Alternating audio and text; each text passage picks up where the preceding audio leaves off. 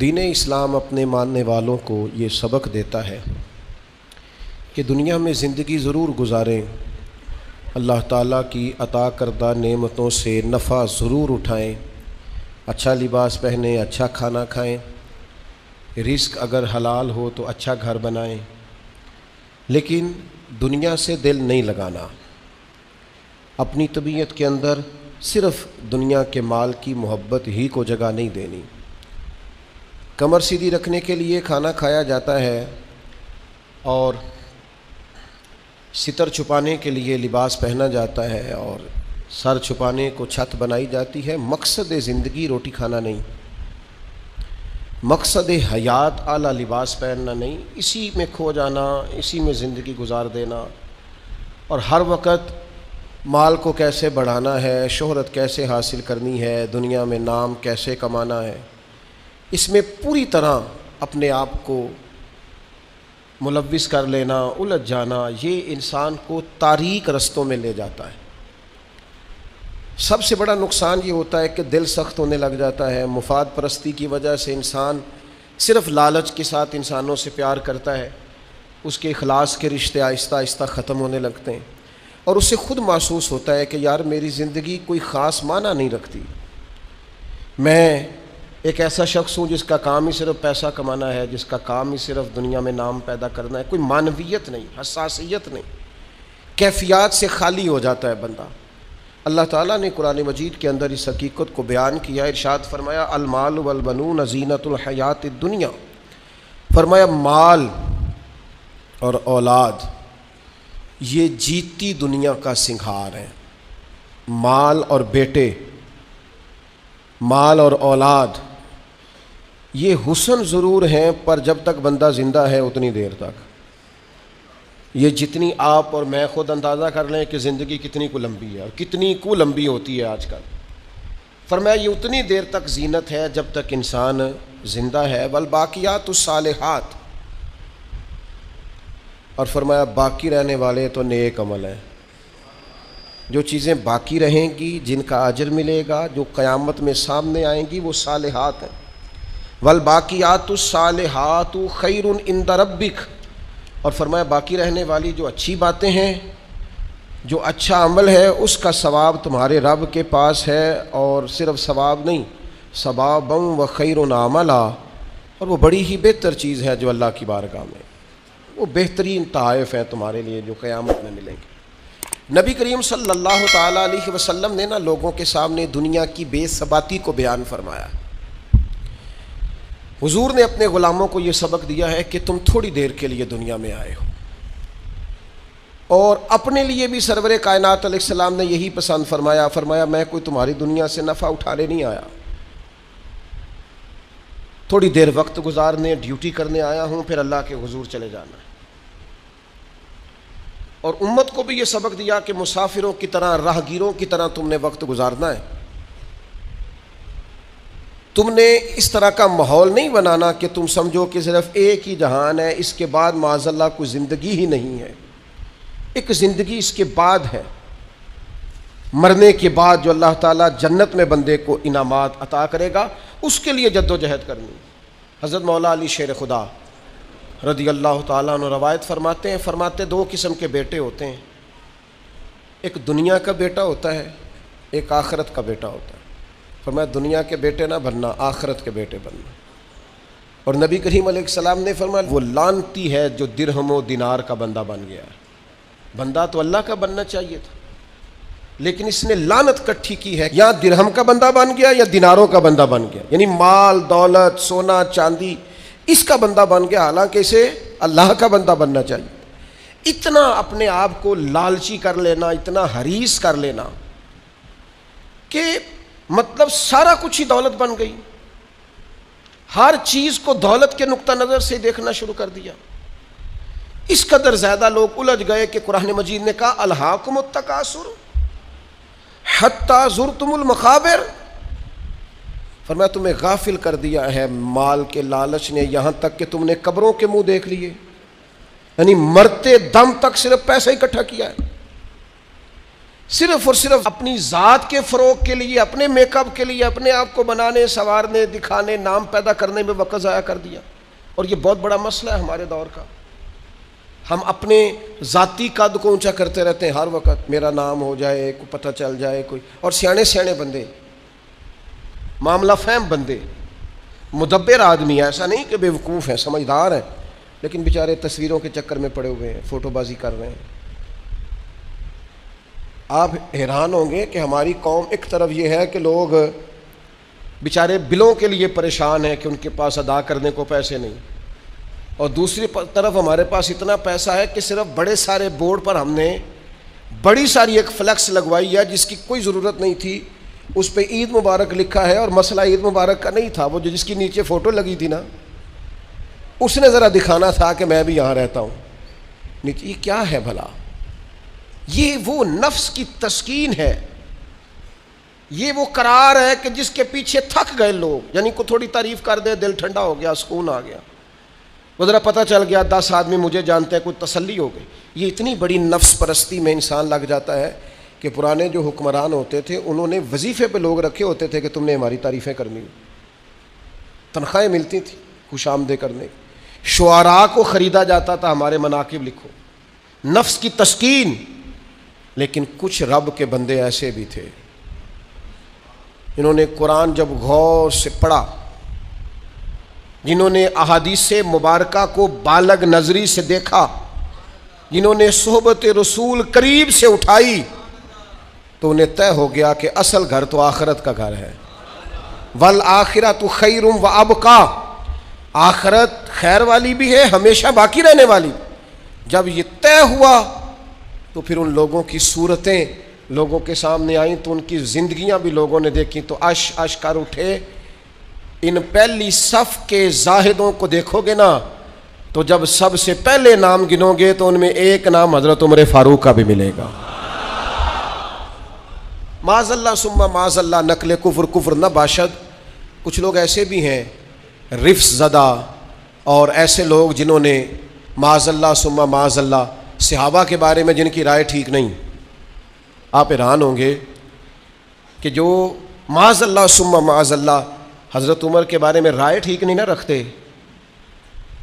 ये कमाल है ना, जो राय ठीक नहीं रखते, ये वो भी कहते हैं कि 10 साल से ज़्यादा वक़्त तक 24 लाख मुरब्बा मील पे हुकूमत करने वाले इस शख्स ने अपने घर में 1 रुपया भी नहीं जाने दिया। आप इसे छोटी बात समझते हैं? बहता दरिया हो और बंदा कहे नहीं मैंने खुश्क रहना है, ये कैसे हो सकता है? यानी कट्टर मुखालिफ भी कहता है कि ना माले ख़जाना में से कोई उमर की जेब में आया है, ना उमर फारूक की औलाद की जेब में आया, उन्होंने आने दिया ही नहीं। वो जो ज़ुहद था ना, ज़हन बन गया था कि दुनिया नहीं इकट्ठी करनी, आखिरत बचानी है। और ये एक बात और भी ज़हन में रख लें, ज़ुहद से मुराद ये नहीं कि बंदे की जेब में कोई शय ना हो तो फिर वो जाहिद होता है। हज़रत सुलेमान भी जाहिद थे, पर उन्होंने दुनिया पर हुकूमत की है। जाहिद थे जनाब यूसुफ अलैहिस्सलाम भी, पर हुक्मरान भी थे।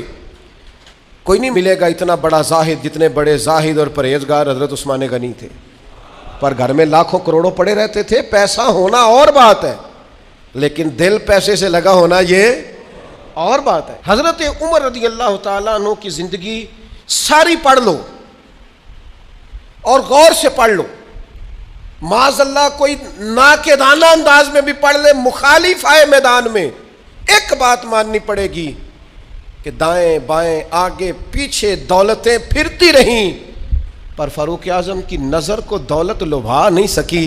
उनका ध्यान सीधा या बैतुल्लाह शरीफ की तरफ रहा है या गुंबद खजरा वाले महबूब की तरफ रहा है। लुभाया नहीं किसी चीज़ ने, ना ना ना, कोई चीज़ करीब आ ही नहीं सकी। हज़रत साद बिन अबी वक़ास रज़ी अल्लाह ताला अन्हु का एक कौल है, और दर्जनों बीसियों सैकड़ों बातों और किताबों का निचोड़ है। हज़रत साद बिन अबी वक़ास रज़ी अल्लाह ताला अन्हु बयान करते हैं, मुसन्नफ़ इब्न अबी शैबा में मौजूद है। हज़रत साद बिन अबी वक़ास कहते हैं, मुझे अल्लाह की कसम उमर कोई हमसे मुक़द्दम आदमी नहीं थे, लेकिन दर्जा बहुत ज़्यादा ले गए। को पहले नहीं आए, उनसे पहले भी लोग आए, कोई ज़्यादा आगे बढ़ बढ़ के ज़्यादा काम नहीं किया। ये सही सनद से मुसन्नफ इब्न अबी शैबा में मौजूद है। हजरत साद बिन अबी वकास कहते हैं, अल्लाह की कसम एक बात थी जिसकी वजह से उमर साहब से आगे निकल गए। हुजूर वो क्या? फरमाने लगे, उमर ने दुनियादारी से दिल नहीं लगाया, माल से, लालच से, हिरस से, हवस से दूर रहे उमर। उनकी दुनिया से बेरगबती उनको आगे ले गई। और यारो दानशमंदान दा काम ना ही दिल दुनिया ते लाना, इस वोटी ते लख खामद कीते। दरवेश से पूछा, हुजूर, कहने लगे हुजूर ये ज़मीन मेरी है, तो हंस पड़े, कहने लगे तेरे से पहले किसकी थी और तेरे बाद किसकी होगी? दानशमंदान दा काम ना ही दिल दुनिया ते लाना, इस वोटी ते लख खामद कीते, जो कीता सो खाना। तो खा जाती है, रोज नया खामद करती है ये दुनिया, हर रोज नया हुक्मरान बनाती है। आपके मुल्क में कई वजीर आजम हैं जो जिंदा है, पूछता कोई नहीं। कई सुदूर रह चुके हैं, जिंदा है, पूछता कोई नहीं। दुनिया का जो सबसे बड़ा ओहदा था बज़ाहिर वो मिला है, लेकिन हाल क्या है? कुछ भी नहीं। जब तक कुर्सियों पे थे हैसियत और थी, कुर्सी पे उतरे तो हैसियत। हज़रत उमर की ज़िंदगी का बड़ा सबक यह है कि दुनिया से बेरगबत हो जाओ। जो तुम्हारा है बस वही तुमने हासिल करना है। आने वाली नस्ल को भी हिरस, हवस, लालच, मुफाद परस्ती पे न लगाओ। आपने नाराज़ नहीं होना। चंद दिन पहले मुझे एक यूनिवर्सिटी में बुलाया गया लेक्चर के लिए, तो कहने लगे, जी मेन आपने बात छेड़नी है, बिल्कुल मेन।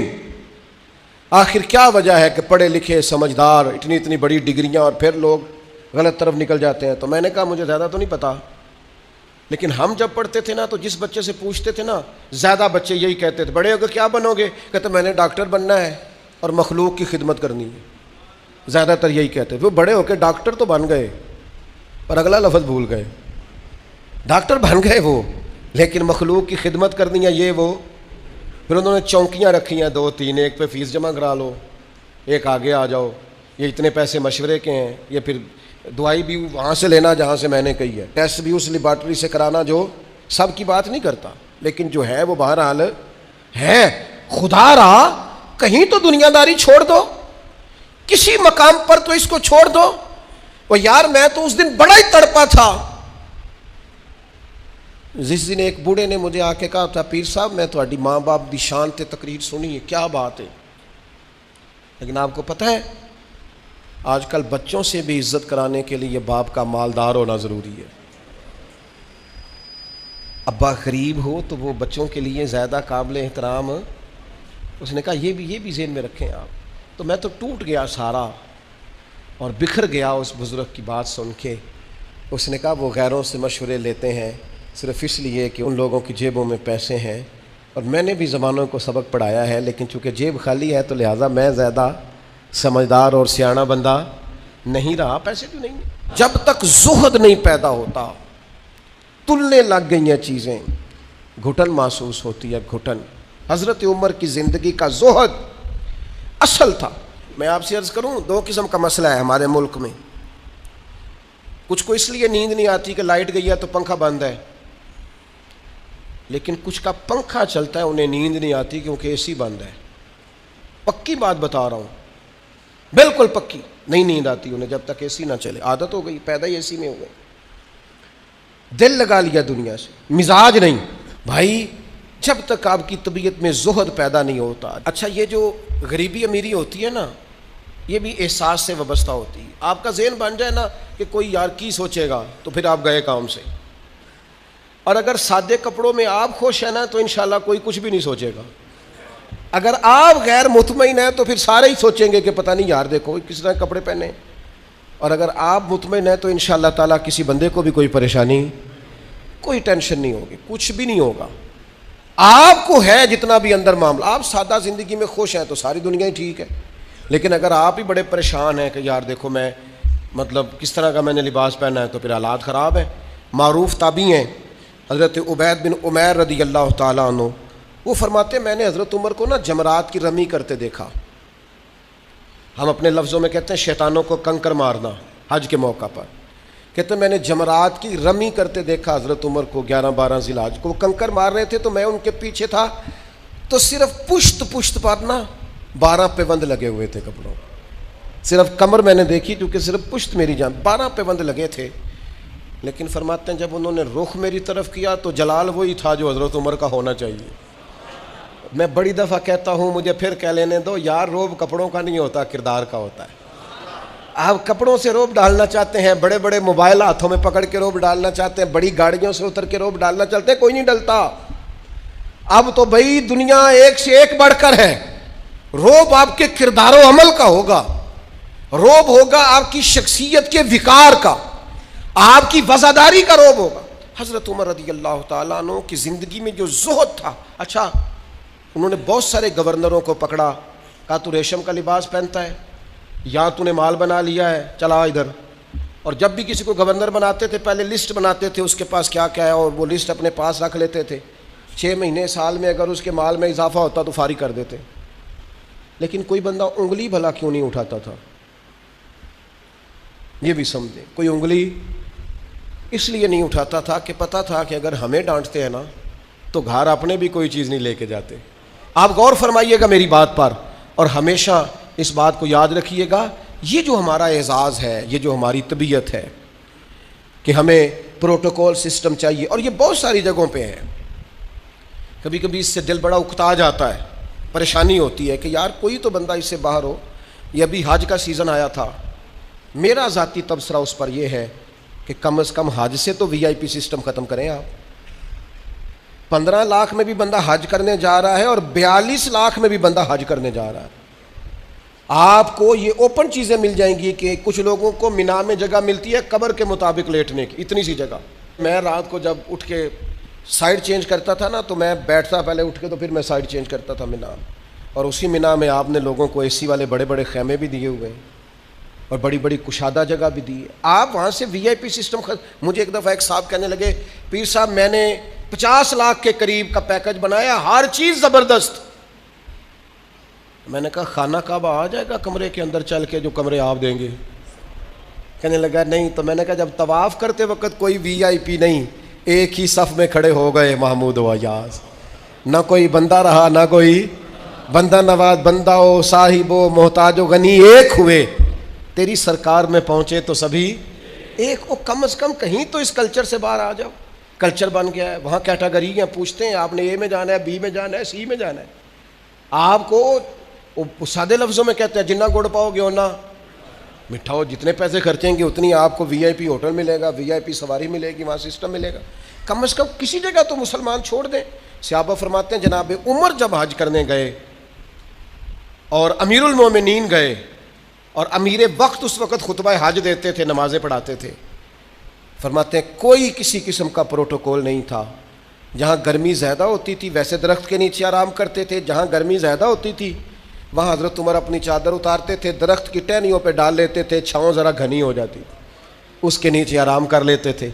अगर कहीं जगह पथरीली हो जाती तो वो ज़मीन पर चादर बिछा लेते और वहीं आराम करते। और एक नुक्ता मेरे जहन में आया है, मैं आपकी खिदमत में अर्ज़ कर रहा हूँ। मेरा ख्याल है कि जब अमीर वक्त इस तरह का टाइम गुजारता है तो फिर गरीबों को भी गरीबी याद नहीं रहती, फिर कल्चर ही बदल जाता है मुल्क का। फिर कोई बंदा शिकवा नहीं करता, वो समझता है यार मतलब जब हमारा अमीर इस तरह है।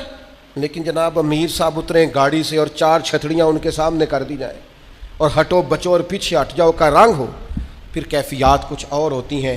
अपनी ज़िंदगी को सादा करें, अपने उठने बैठने को सादा करें, अपनी ग़िज़ाओं को सादा करें, अपनी मुलाकात से तकल्लुफ़ निकाल दें। आप क्या हैं, कुछ हैं, कोशिश करें कि इंदल्ला अच्छे मोमिन बनने की कोशिश करें। बाकी इस कल्चर से जितना आप अपने आप को बचाएंगे सोसाइटी में खूबसूरती पैदा होगी। लोगों का गम दुनियावी गम भी है, ईमान और हिदायत का गम भी हुजूर ने पाला है। शरीयत आसान हो ये भी नबी पाक का गम है सीने का, और ये भी हुजूर का गम है कि लोगों के दुनियावी मसाइल भी ठीक हों।